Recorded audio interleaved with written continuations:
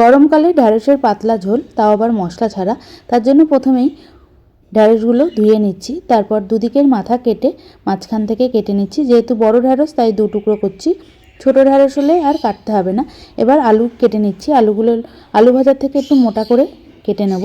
আলুগুলো কাটার পর কড়াইয়ে দিয়ে দেবো পরিমাণ অনুযায়ী সর্ষের তেল। তেল গরম হয়ে গেছে, 1/2 চামচ কালো জিরে ফোড়ন দিয়ে কেটে রাখা আলুগুলো দিয়ে বেশ খানিকক্ষণ মতো ভেজে নিচ্ছি।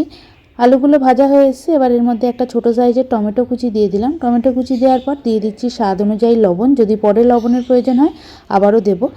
এবার দিয়ে দিলাম চেরা কাঁচা লঙ্কা, তারপর দিয়ে দিচ্ছি ভেন্ডিগুলো দিয়ে আরও বেশ খানিকক্ষণ মতো ভেজে নিচ্ছি।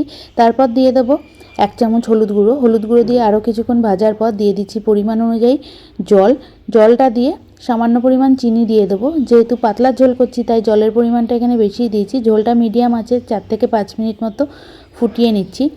আলু আর ভেন্ডি সিদ্ধ হয়ে গেলে নামিয়ে নেব। সামান্য পরিমাণ লবণও দিয়ে দিলাম, মনে হলো লবণের পরিমাণটা কম। আলু ভেন্ডি সিদ্ধ হয়ে গেছে, এবার নামিয়ে নিলাম। তৈরি হয়ে গেল পাতলা ঝোল।